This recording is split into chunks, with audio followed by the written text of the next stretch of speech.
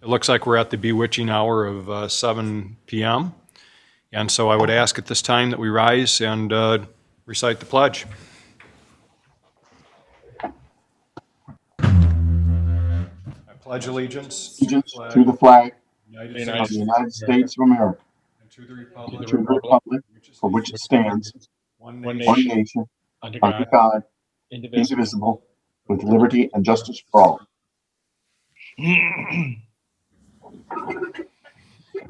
Thank you, and we'll call the meeting to order. And I'll ask for an approval of both the consent agenda and the regular agenda. Perhaps I should call the roll first, Mr. Supervisor? Oh, I'm sorry. Clerk Robertson, please call the roll, and if you could state where you are at, that would be helpful. Okay. Trustee Hugo? Oh, excuse me. Trustee Hugo, unfortunately, you are muted. Unfortunately, you're muted, sir. There we go. There. You are I'm present? I'm in Grand Blanc Township. Okay, very good. Trustee Fike? Here, Grand Blanc Township. Trustee Raridan? I don't see Trustee Raridan. Trustee Raridan had called me, and he is running a little bit late on the roads, and he should be joining us probably in the next 5 or 10 minutes. Okay, very good. I'll make a note while he's absent for now, but I'll note his arrival in the minutes. Trustee White? I'm here in Grand Blanc Township. Okay, very good. Treasurer Kilmer is absent. Yes, we want to keep in our thoughts, and he's taking care of some personal business, and we'll excuse him from this meeting. Okay, I'm here, of course, in my office here at Grand Blanc Township Hall. Supervisor Bennett, you are in the boardroom, Yes. boardroom. Yes, I am. Thanks. Okay, very good. There are 5 members present, a quorum. Okay. I would entertain a motion to accept the agenda and the consent agenda as printed. I'll make that motion, Mr. Chair, Mr. Supervisor. Okay, motion by Clerk Robertson, support by Trustee Fike. Okay. Any discussion? Okay, go ahead, Clerk Robertson. Trustee Raridan is absent. Okay. Trustee Hugo. Yes. Trustee White. Yes. Trustee Fike. Yes. Myself, yes. Kilmer's absent. Supervisor Bennett. Yes. Okay, very good. Motion passes 5-0. Okay, with that, we will move to the public hearing for Misty Meadows Special Assessment District. Attorney Laddie, you want to kind of give us the prep on that? Sure, I'll be happy to. Some time ago, the Township Clerk's Office received a petition from more than 51% of the property owners who live in the Misty Meadows subdivision for the resurfacing of their street in that subdivision. And that street's approximately 3/4 of a mile long. And there are approximately 30 properties in that development. What normally happens when we receive that petition is Director Shears will contact the Drain Commission or the Road Commission and try to get an estimate for the cost to resurface that road, and that was done in this case. And the latest estimate that Director Shears was able to obtain indicated a construction cost of approximately $280,000, engineering costs of $70,000, but traditionally the Road Commission will absorb the cost of engineering. So for the purposes of the residents and the creation of a special assessment district, $280,000 is the anticipated cost. We did estimate approximately $2,000 in administrative costs, and that includes meeting notices and publications and mailings.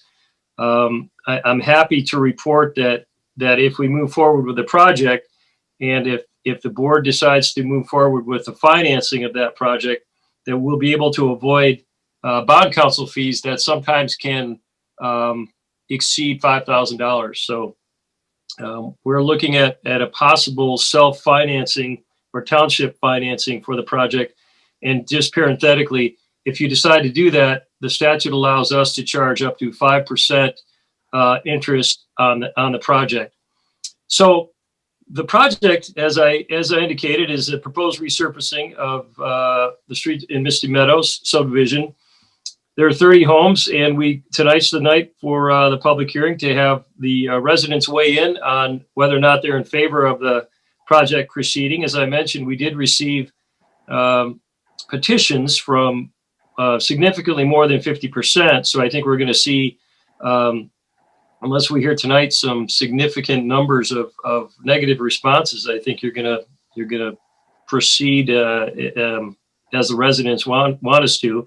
And if that's the case, and by the way, Mr. Chair, I do see on the agenda we have the public hearing tonight. I don't see in the operational issues where we have the adoption of that resolution that would create the district. And so if you are so inclined, if the board wants to, following the public hearing, if you want to just quickly amend your agenda to consider that resolution, that might be convenient for the residents. I'm not seeing it anywhere on our agenda, so we might need to take care of that. Okay. Anyway, so we've got the estimated construction costs at $280,000, estimated administrative costs at an additional $2,000 for a total of $200,082 divided by 30 homes. That comes out to approximately a $9,400 assessment per house. That can be divided equally in 10 installments, and those installments would come due on the December tax bills for residents. The other choice they have is to pay that off if they choose to do that. And finally, if you decide to create the district tonight, we're not quite done with the process. We need to have a hearing that would specifically confirm those estimated costs, and then again confirm the per resident assessment and the fact that it would be a 10-year assessment. And then you would also have to decide an interest rate at that time. So, Mr. Chairman, unless there are any questions, I'll stand by and let you open the public hearing. Any of our board members have questions regarding what Mr. Laddie described? Okay, seeing none, we'll open the public hearing to the public.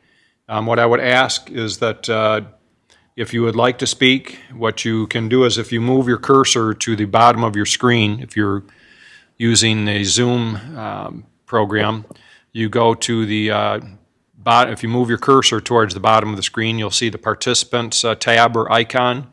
If you click on that, the list of participants will come up on your right side of your screen. At the bottom of that screen, there should be an icon that you can click on to raise your hand.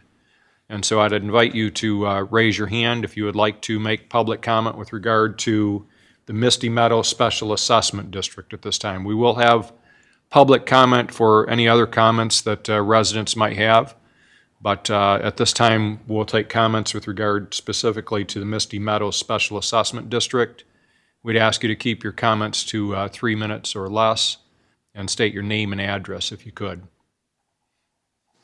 Is there anybody that would like to speak with regard to the Misty Meadows? Okay. I don't see anybody that wishes to speak. Do you, Ms. Roberts? Okay. We will close the public hearing at this time, being that we don't have any individuals that like to make public comment, and we'll bring it back to the board. Sorry, guys, I lost connection briefly. Can I speak real quickly? Sure. Who is this that's speaking? If you can give us your name and address, please. It's Wayne Procott, 8418 Misty Meadows, Okay. the current president of the Meadows Association. I missed the last 5 minutes. Somehow I got booted off. So if I'm being redundant, I apologize. Nope, we just stated, Mr. Procott, that we were opening it for public comment. Attorney Laddie went through what the cost would be. I assume. I've heard all that. Yep, you probably are aware of that. And Yep. we just asked if there was anybody that would like to make public comment that they do so at this time.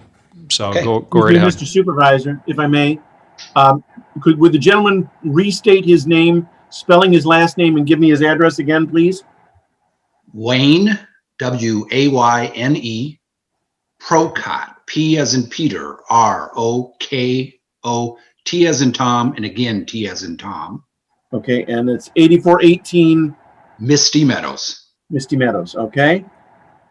Go ahead, Mr. And you are Prokop. the head of the association? President of the association, yes. Okay. Meadows Association.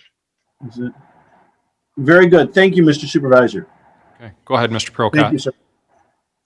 So as a neighborhood, we've been looking at this for several years and even looked into it and had made attempts to find the right contacts. And that we did eventually find Jeff Sears, who's been very helpful in this matter. And now our new clerk, Dave Robertson, stepped in too. But the interest has been there for years. As we polled at our homeowners meeting, they wanted it pursued. We did pursue an informal before we even filed the official, which we had way more than 50% as 51% as Mr. Robertson stated. And the formal one, we had more like 80 some percent. And my discussions since then have all been still positive with everyone. And the estimate's a little different than what the original formal petition stated, but it's still within a realm that's acceptable as far as everything I've heard from our fellow neighbors in this subdivision. And everyone is still in the position of wanting to move forward that did sign that format, that formal petition. And Okay. that's, in summary, what the Meadows position is currently. Very good. Okay, so it sounds like there's overwhelming support for the project, is what you're telling us, Mr. Prokop. Correct. And I do see several homeowners in the list of attendees, including our vice president and one of our board members. Very good. Okay, we will note your support as well, and that of the homeowners association. Anything else, Mr. Prokop? No, I think that's my summary. Okay, thank you very much. Mr. Supervisor? Yes, Mr. Clerk. Yes, we do have in our packet resolution number 21-04. Would a motion be in order to amend the agenda to consider this at this time and vote on it? Yeah, it was in the packet, so the public was able to see that, and our board had the opportunity to see it as well. David, is there any issue with us if there was a motion made to amend the agenda to include that? No, no problem. Okay. I don't like last-minute additions, but this one was in the packet, and we do have the issue on the agenda, just not the vote with regard to the resolution. So I don't see a huge issue with that. I would allow someone to make the motion to. Then I'll make the motion. Okay, motion by Clerk Robertson, support by Trustee Fike. Okay, very good. Okay. To amend the agenda. Support, okay. And a record roll call on the amendment of the agenda. Trustee Fike, Yes. Trustee White, Yes. Trustee Hugo, Yes. Trustee Rarinan is absent. Treasurer Kilmer is absent. Myself, yes. Supervisor Bennett, Yes. 5-0, motion passes. I'll Will the entertain a motion motion now to pass the resolution if that's what the board would like to do. So anybody want to make that motion? Trustee White, supported by Trustee Hugo. Very good. Any discussion? Any discussion? No. Sorry. Go ahead, All Clerk right. Robertson. Then a record roll call is in order. Trustee White, Yes. Rarinan is absent. Trustee Fike, Yes. Trustee Hugo, Yes. myself, yes. Treasurer Kilmer is absent. Supervisor Bennett, Yes. okay, 5-0, motion passes. Okay. I'd like to thank the Misty Meadows residents for bringing that forward. It's always great to have street projects within our township. It helps all of us to have well-maintained streets, so we appreciate you coming forward with that. Okay, at this time, we have on our agenda public comment, and we will take public comment from any of our residents or non-residents as well. But I would ask you also to raise your hand, and you can do that by moving your cursor towards the bottom of your screen if you're on Zoom, and you can raise your hand with the icon that appears at the bottom of the participant list. So is there anybody who would like to make public comment?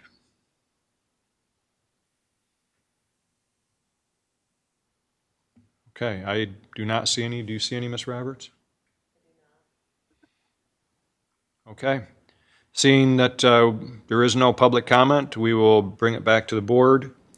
And the next item on the agenda is the approval of the minutes for January 12th of 2021, our regular meeting, and those of January 12th, our closed session. We can either do those individually and or separately. Also, Clerk Robertson, I'd like to note that Trustee Raridan has joined us at this time. I will note in the minutes. Thank you, Mr. Supervisor. Good evening. And I'm from Grand Blanc. Yes. Good evening, Jude. Okay, so anybody care to make the motion to approve the minutes either individually or together? I'll make the motion to approve them together. Okay. Supported by Trustee Hugo. Okay. Record roll call. Trustee Hugo. Yes. Trustee Fike. Yes. Trustee Raridan. Yes. Trustee White. Yes. Treasurer Gilmer is absent. Myself, yes. Supervisor Bennett. Yes. Yes. Motion passes 6-0. Okay. At this time, we'll move to operational issues. And item A, the board will consider a motion to approve the purchase of 2 Chevrolet Tahoe police pursuit rated 4-wheel drive outfitted vehicles for $94,372 and authorize the township superintendent to execute all related contracts and documents. The information for these vehicles in your packets. We do use a government bid program for these vehicles, and we'd be hard pressed to find a better price than this for these vehicles. Any discussion? Someone care to make the motion? Trustee Fike makes the motion, White. supported Seconded by White. Trustee White. Seconded. Okay. Any Very further good. discussion? Okay, go ahead, Clerk Robertson. Record roll call on the purchase of the vehicle. Vehicles. Trustee Raridan. Yes. Trustee Hugo. Yes. Trustee White. Yes. Trustee Fike. Yes. Myself, yes. Treasurer Kilmer is absent. Supervisor Bennett. Yes. Very good. Motion passes 6-0. Next item B, the board will consider a motion to approve a 5-year contract with Hatch Company from April 3rd, 2021 to April 2nd of 2026 for $522,600 and authorize township superintendent to execute all related contracts and documents. Everyone have a chance to look over the information on this contract? Anybody have any questions? Okay. Somebody who'd like to make the motion to approve the contract? I'll make the motion, Mr. Supervisor. Okay, motion by Clerk Robertson, supported by Trustee Hugo. Supported. Very good. Record roll call. Trustee Fike. Yes. Trustee White. Yes. Trustee Hugo. Yes. Trustee Raridan. Yes. Myself, yes. Supervisor Bennett. Yes, Very good. thank you. The Motion next item, passes 6-0. thank you, Dave.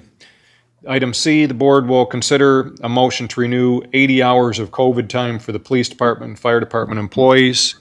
Mr. Limita, want to just mention briefly what this is for?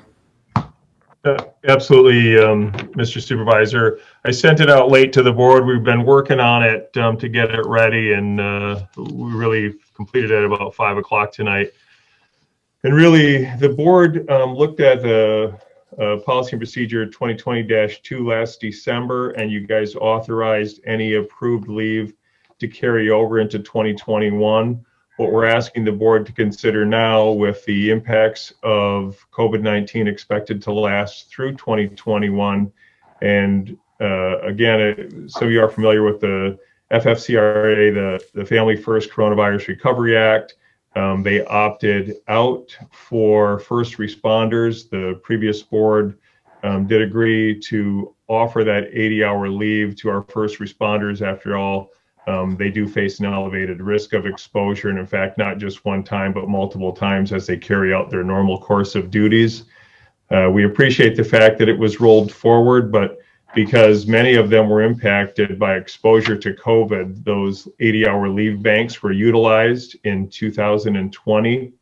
What we're asking you to do is approve an update to the policy, basically the same policy, only being shown as new under 2021-1, that would reset those leave banks for emergency leave for first responders, both full and part-time, police and fire. And it's 80 hours for full-time employees. It's just an 80-hour bank that can only be used for COVID-19 reasons. And there is no cash balance on it. It's not paid out. And then for part-timers, it is prorated to their equivalent hours over their previous 6 months average weekly hours. And it does afford them the opportunity, at least an additional safety net, to get them through 2021 as we wait to get everybody vaccinated and move forward. So we would respectfully ask the board to consider a motion to approve that policy 2021-1 and reset the leave banks for our first responders. Be happy to answer any questions you might have. Trustee Fike? Just a couple quick questions. One, Dennis, what would be an example of a worker, Grandmont Township worker, that would use this money? I mean, how would that be used? So, for example, this is only for emergency first responders, for either a police officer or a firefighter. For example, if they were to be exposed or even test positive for COVID-19, we have a policy in place that requires them, for a known exposure, to be, and this follows, we either follow the county or the federal guidelines, but a minimum of 10 days from a known exposure that they have to be off work. And so rather than use up their leave bank for their own sick time, we're providing them an additional 80 hours. So if I'm an officer who makes an arrest, I have someone in the back of my car, and I find out that this person is COVID-19 positive, I have to quarantine for 10 days, whether I test positive or not. And even with the questions now, we've been looking into, like, what happens once you're vaccinated, as the vaccines start rolling out? Can they still be carriers of COVID-19? There's a lot of questions that we don't have answered yet, which was kind of the impetus for bringing this back forward to the board. The other one was that money, the money that we're being asked to approve tonight. Is this come out of the township general fund? Could some of the funds be picked up by the federal government, for example? So that's a really great question, Trustee Fike. We've been monitoring it, and we continue to do so. Last year, we picked up nearly $500,000 in CARES Act funds to reimburse us for costs associated with our response to the COVID-19 pandemic. There's always the possibility that this could become compensable somewhere through federal legislation. Currently, it is not. So it would be a general fund expenditure.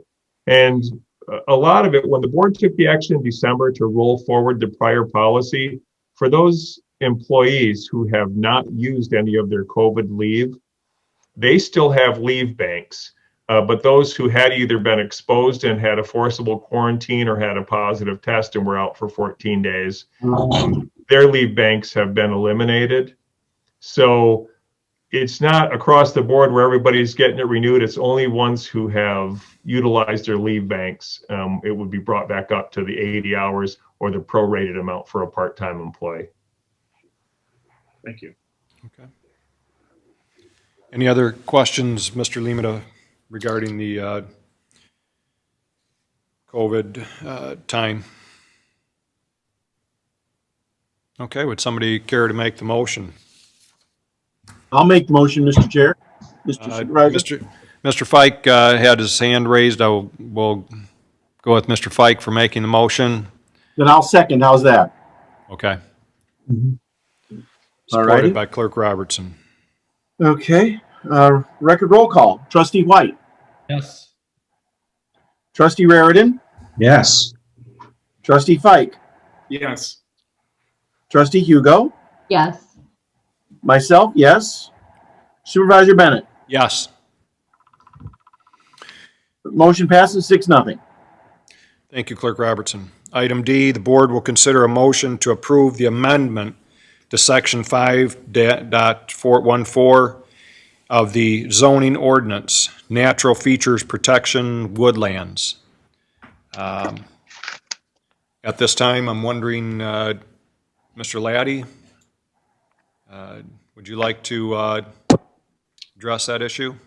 Mr. Chair, I'm sure I'm happy to.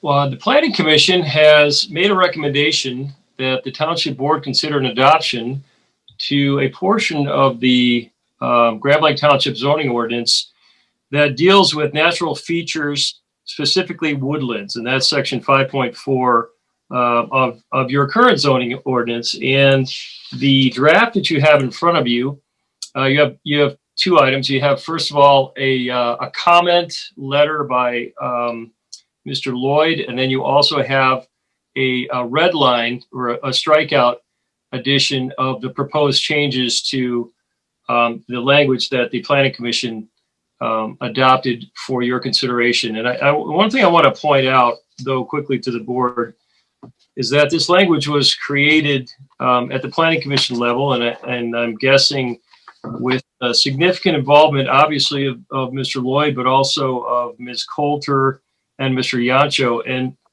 you do have language that exists in your ordinance today regarding natural features protections for woodlands. And I'm just briefly going to paraphrase that any property owner who's proposing to clear more than 25% of the trees of greater than 8-inch or greater than caliper on a site shall first notify the township of their desire to do so and submit a sketch plan of those trees to the Planning Commission for their review and approval. And that is language that currently exists in your zoning ordinance. And then tonight you have Mr. Lloyd's memo, but also you have language that was approved by the Planning Commission for your consideration. And this language is a bit more specific than what you have currently. What it does is it identifies specifically, and most importantly, it does not require a permit if you are engaged in any land development that is subject to site plan review. So that would eliminate nearly all commercial or industrial developments, because those, of course, would be subject to site plan review. So anything that isn't a part of that formal site plan process, and I want to give you maybe an example, would just be a property owner who wishes to do some tree removal on his property.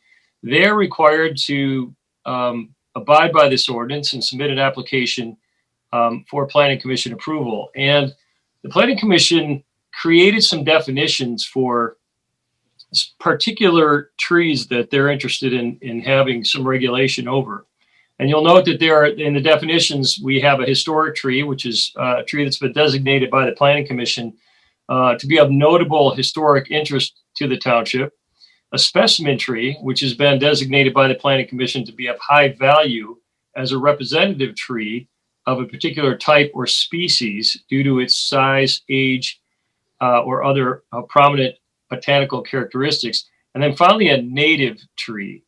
Native trees are as they're described, a tree of botanical genus native to southeastern Michigan that's identified with an asterisk in section 5.10.7 D. And if you look at that section of your zoning ordinance, you'll find a lot of trees are native apparently to Grand Blanc Township, fortunately.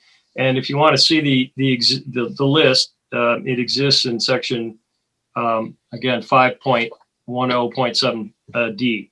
So what you need to do if you're proposing to remove one of these trees, or if you're proposing to remove up to 25% of trees of 8-inch caliber or greater on a parcel within a 24-hour period, you have to make an application for a planning commission review. And that application includes a sketch plan.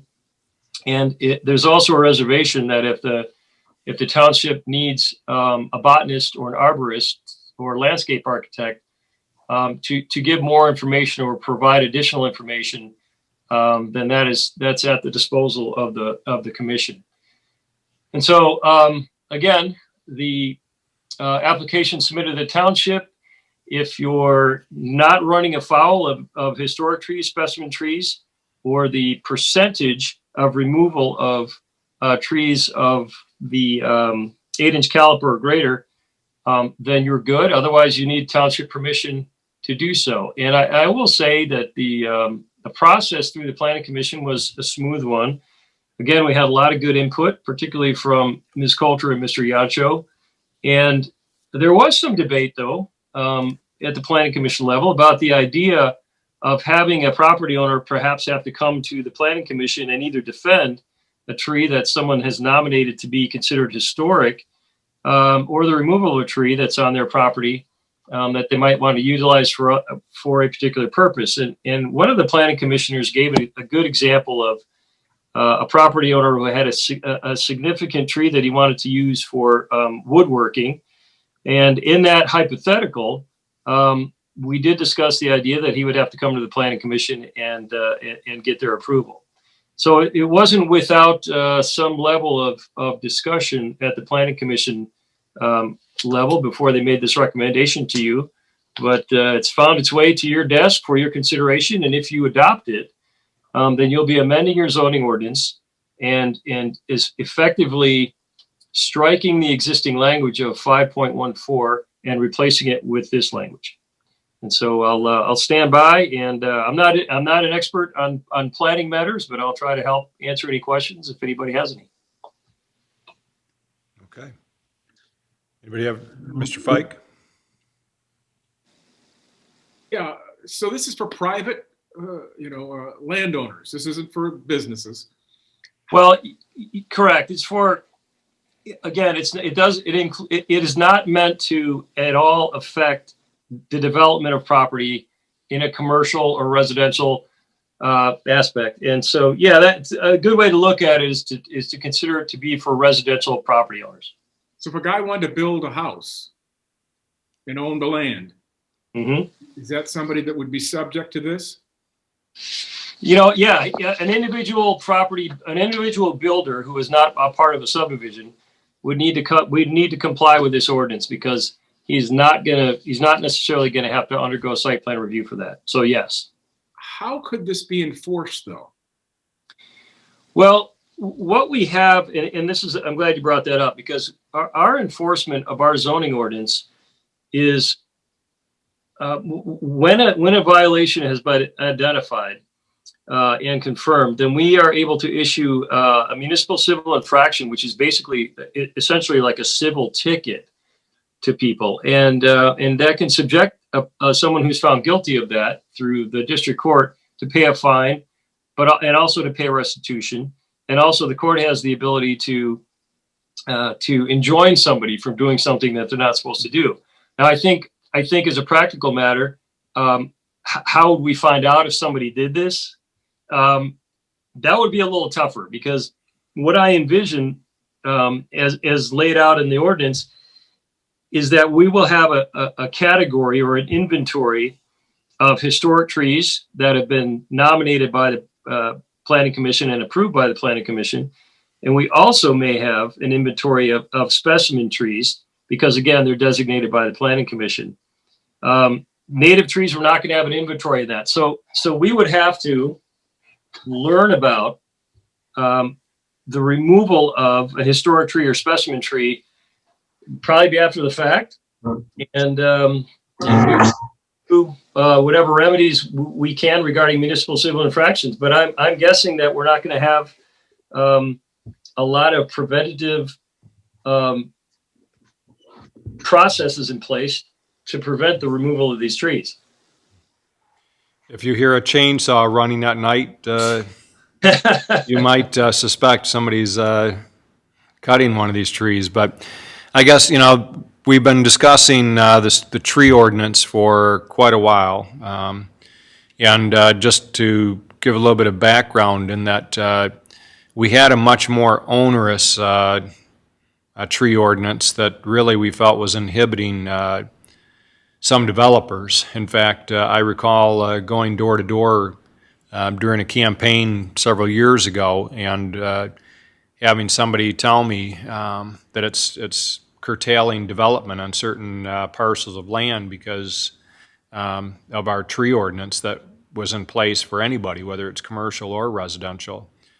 And we had in place where actually the commercial entity had to pay I don't know, it would be called a fine or a cost to cutting trees down. It was based on the caliper of the tree and how many of them you had and what have you.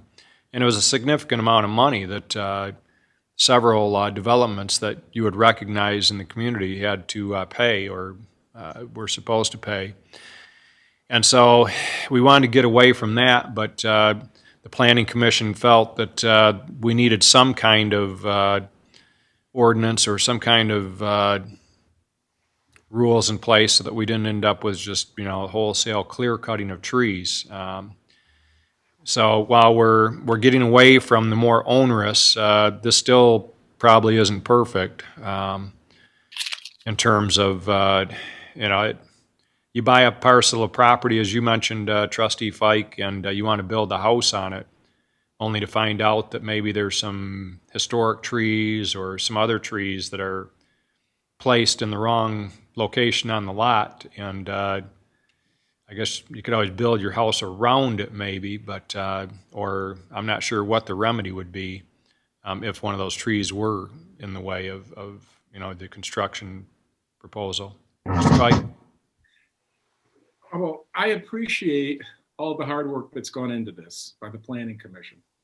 Mr. Yancho, Mr. Lloyd, the others that worked on this, but I am not seeing it. I am going to say I'm going to vote no on this. It's my first no vote in that I just think it's one more layer of government, one more layer of restriction that you're putting on, average folks. I haven't seen a huge need for this, and I'm saying I'm not in favor of it. I want to get a clarification, then we'll go to Trustee Reardon. I just want to clarify something. Mr. Laddie, this with this motion or this amendment,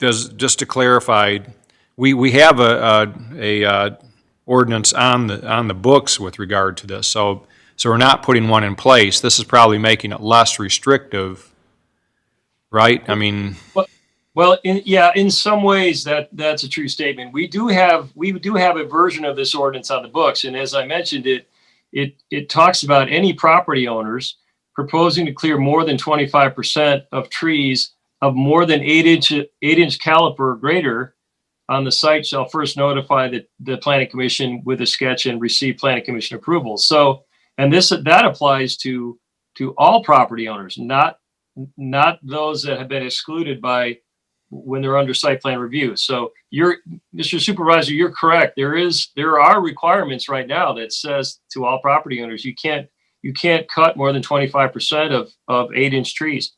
Mm-hmm. And this ordinance exempts all development to what we traditionally think of as development, and then narrows the requirements down to individual trees. The other thing it does is it carries over some of the language that we currently have in our ordinance that says that if you're doing it for recreational purposes, if you're doing it for federal or state issues, if you're going to put in a swimming pool, recreational use deck, construction of a building or structure that's not part of site plan review, then it's exempted. So I think your characteristic of this being, believe it or not, a lighter version of what we have is accurate.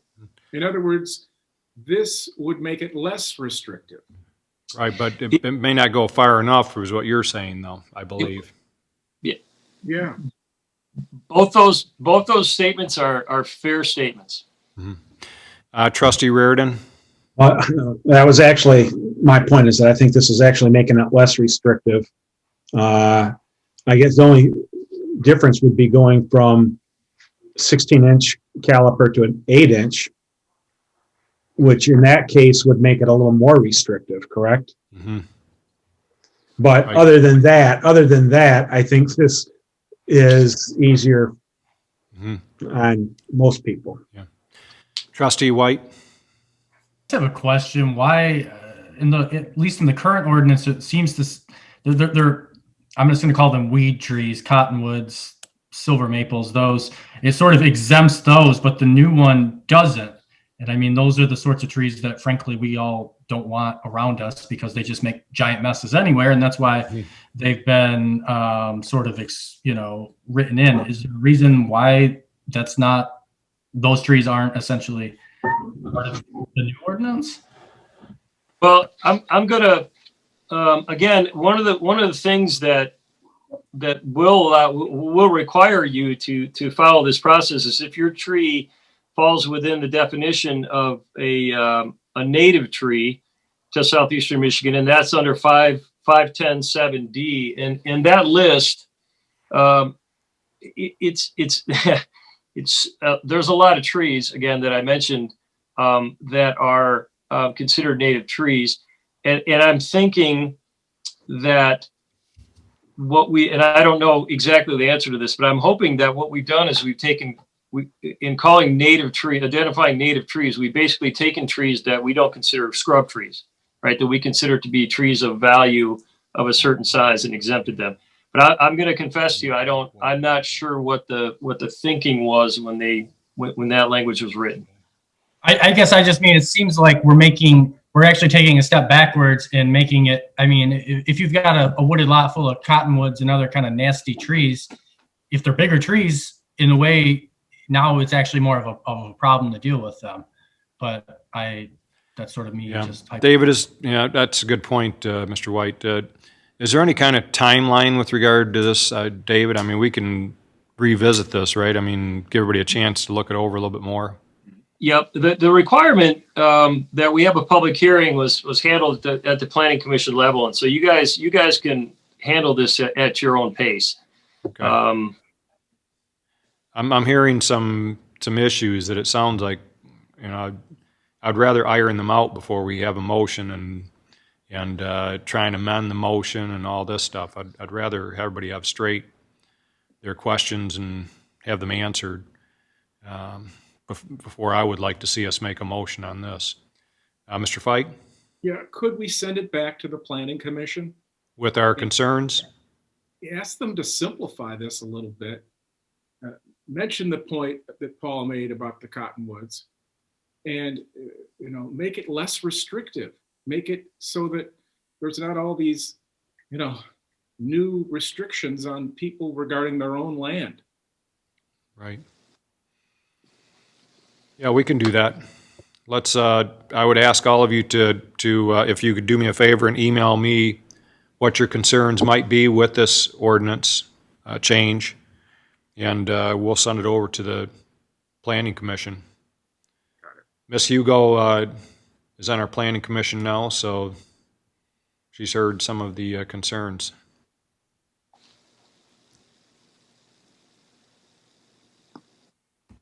Okay, we'll hold off on that motion. With that, we'll go to future agenda items. And there's going to be a couple of things on the agenda next meeting. I'll wait till we get into our reports. I think Mr. Lehman is going to have quite a bit for us at our February meeting.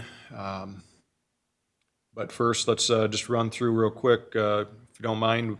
Also, we are attempting to plan our board training session. I know that with the extension of the restrictions for COVID, we weren't able to meet in person for that, and so we want to make sure we're following those guidelines, restrictions, and it looks like probably in the next month maybe we'll be able to get together. So we're working with the facilitator to make that happen, and hopefully we'll have a date here shortly that we can email out to everybody. With that, we'll go through some of the board reports, and don't feel that you have to have a formal report. If you just have some information, maybe if the Planning Commission or Zoning Board of Appeals met and there was a topic of interest that might interest the board, feel free to bring that up, but otherwise, if you don't have anything, that's fine as well. With that, Ms. Hugo, anything from the Planning Commission? I think you might have had one meeting so far, right? Right. Okay. So I've had one meeting, and we conducted a public hearing and approved an amendment to the natural features protection, the woodlands ordinance, which obviously we just spoke about. And we also discussed keeping the master plan part of future meetings. And we approved the 2020 annual report and forwarded it along to the township board for their information. Okay. Thank you very much, Ms. Hugo. You're welcome. Mr. White, anything with Zoning Board of Appeals that you'd like to report on? No, not really. We Okay. haven't really done. We had no cases this month, so it really wasn't. Okay. Not much. Very good. Now, Mr. Fike, I don't know, has the Metro Alliance met yet? No. Okay. All right, and the Police Committee, we haven't met yet, but I think we'll be setting a meeting date here shortly, Correct. Mr. Reardon. Correct. Okay. All right. Mr. Kilmer isn't here this evening. Clerk Robertson, anything to report on? I just want to mention that Deputy Clerk Lynn Henry will be returning to work tomorrow morning, and I'm delighted. And I want to thank the board once again for their action of restoring her to employment here. That we were able to negotiate that, and I am a happy clerk to have her back. Okay. Nice. With regard to one of the things that's been at the forefront for me has been the 911 surcharge. What happens, our 911 service for the county is funded by a surcharge that's on everybody's phone bill, whether it's on your cell phone. It comes to a few dollars, but it funds our 911. The funding for that is sunsetted so that December 31st of this year, that will end, both the funding at the state level and the local county level. And we need to have it on the ballot here locally. And we also need the legislature to take up the issue to have both those funding extended or continued. And so I serve as treasurer for the 911 here in Genesee County, but we've been having a full court press to get it on the agenda for the County Board of Commissioners for tomorrow to have it considered. One of the biggest concerns that they have is that they're facing financial difficulties, very extreme difficulties, and they don't feel as though they want to pick up the cost for that election, or there's some concern, I should say, amongst some of the commissioners on picking up the cost for that election, because that election would probably cost around $200,000. The 911 Commission has funds for paying for that are non-surcharge funds, but there's some question as to whether or not those funds could be used to pay for the election. And so that needle's being threaded, but also there may be some other issues that come on the ballot that could split that cost. At the state level, we're hoping that we can get some word that the state legislature will continue and extend their funding. But we need to have some answers fairly quickly, so we're working feverishly to get the commissioners to put this on the agenda and to vote favorably towards getting it on the ballot, because there's a small window that we have to get it on the ballot. One of the costs too, that just take for example, if the surcharge wasn't continued, it's part of the agreement with the 911 Commission that each municipality, there's a formula for how much we would each have to pay for our service. Here in Grand Blanc Township, our fee is calculated at $640,000. So if the surcharge wasn't to get voted up, then we would be responsible for paying that to continue the 911 service. Trustee Fike? Would that be the May ballot? Yes, it would be on the May ballot. Yes. The concern is, do we want to wait till November? And if it didn't pass, you're done. At least in May, we'd have another shot at it. But from my understanding, we need to have it on the May ballot. So anyways, we'll find out tomorrow. The County Board of Commissioners meets on Wednesdays, of course, and they'll be taking up the issue, and we have a number of individuals that will be speaking on it. So I'll keep you posted at the next meeting where we're at with that. With that, Attorney Laddie, any issues? No, sir. Okay, thank you. Superintendent Limita? Yeah, I've got a couple of things for the board. Prior to my previous departure with the township, we had been working on putting together a IT assessment for the township, and that was completed in my absence. Now that I've been back, we've been working pretty much daily working on that. And it falls right in line with our reorganization and changes to our org chart. We needed to get, as a municipal government, much further advanced in our IT capabilities. And my recommendation to the board is going to be, by doing that, by utilizing, per the IT assessment recommendations, some managed services to manage our network, along with a exterior help desk, and then making some changes in our IT personnel. I'll have all of that information to kind of present to you on the February 9th meeting.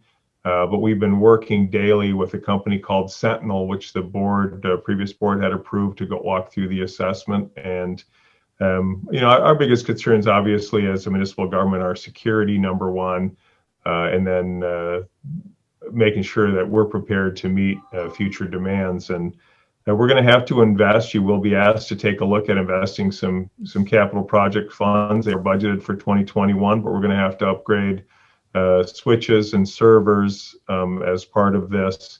We have done some interviews this week for IT contract help to get us through a lot of that. But again, presented to you on February 9th. I'm going to kind of give you a heads up that February 9th might be a little bit of a busy meeting again. We'll also be finalizing the org chart for your review and approval. We've made some significant progress, and I'm happy with the direction that we're going in. I think it's going to make us a much more streamlined and efficient organization. The employees that you approved last time for us to offer some severance packages to as part of the reorganization, those have been offered and reviewed. The ones that are signed, there's a 7-day right of rescission, of course, once they've signed it and submitted it.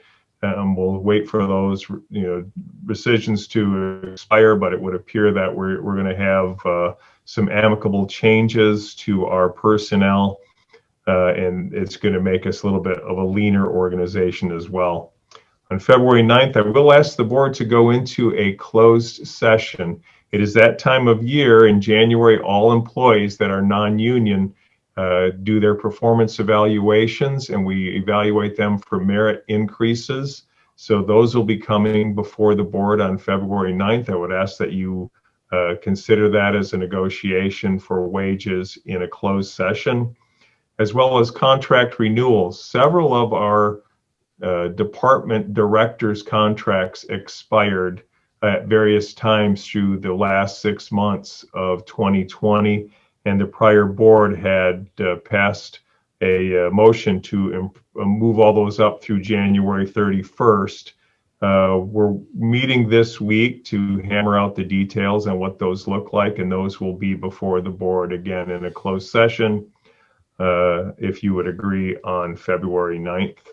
And finally, we met with the Road Commission today to discuss the 2021 road plan, and we meet annually and discuss where some money will be spent on local roads. So it's not subdivision roads that we're allowed to use the money on, but what are considered local roads that have endpoints that the Road Commission determines that status. And each year, they'll allocate a 50-50 allocation. This year we had $161,000. Keep in mind that one road mile on a resurface would cost about $185,000. So that $161,000 is matched by the Road Commission, so we really have $320,000 to spend. We had a few minor projects, and thankfully the Road Commission has spent some money in Grand Blanc Township over the last few years, including last year. We got quite a few road miles done. So as we're looking at some of the projects, some of you will wonder why, for example, Cook Road, which is on that list, like why aren't we going to put that money into Cook Road? Well, there is a method to our madness, and that road is eligible for federal aid at 80%. So we could do those worst sections of Cook Road west of Holly this year with our road funds. But if we do that, it's going to change the PASER rating. We're going to give up those federal funds, which would be allocated in the 2024 through 2026 year. So as much as I don't want to tell people who drive on Cook Road that it might be 3 years to get it fixed, if we do that, 80% of the cost of that road, and we can at that time do widening and spend much more money, 80% of that will be picked up by the feds. So as we go through this road plan, that will come to you later. Right now we have a section of Reed Road that needs to be updated. We've looked at some others. Genesee Road is another one that needs to be done, but it's also eligible for CDBG funding. We did Howe Road last year using CDBG funds, and again, it's a smart way to do it, to use federal money wherever we can, but we'll try to present that to the board so that you guys get a better feel for why we have this road plan and what we do with the 50-50 funds. This year, there's a good possibility that we won't spend all of our 50-50 funding, but it doesn't go anywhere. It remains with the Road Commission. They'll still do the same match the following year, so we could have much more to spend next year. One last thing about road funding that we would like the board to consider potentially is that how we do our special assessment districts. Mr. Laddie, and I believe Mr. White's office is also on Office Park Drive. Any of you who have driven on Office Park Drive, drive on it now because there's snow filling in the craters and it will be much smoother. But any other time, it is probably, I would rank that as, if not it's at least one of the worst roads in the entire township. And there's been some property owners who have tried to encourage us to get that road done. Last time in 2018 or 19, I believe, and only 30% of the property owners, but it's only 10, so we need more than 50%.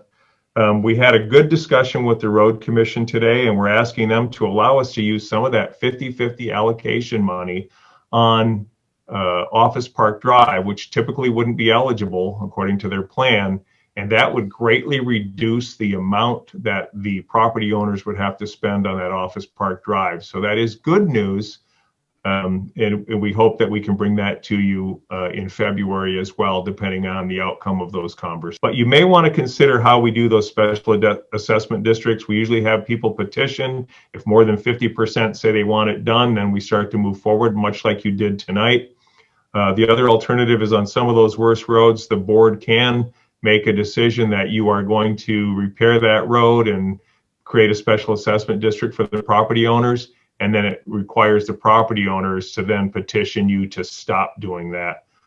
It could be controversial, but it is something that you as a board will have to consider during your tenure, whether you want to change what we currently do with special assessment districts for road funding. But I would ask, February 9th might be a busy meeting with the closed session attached. I just want to give you the heads up ahead of time. Thank you. Right. Thank you, Mr. Limita. Okay, we don't have anything for a closed session this evening. So we appreciate everybody's time this evening, and I will entertain a motion to adjourn the meeting. I'll make the motion, Mr. Supervisor. Motion by Clerk Robertson, supported by Trustee Hugo. Record roll call on adjournment. Trustee Hugo, Yes. Trustee Fike, Yes. Trustee Raridan, Yes. Trustee White, Yes. myself, yes. Supervisor Bennett. Yes. Thanks We again, are everyone. adjourned at 8:01 p.m.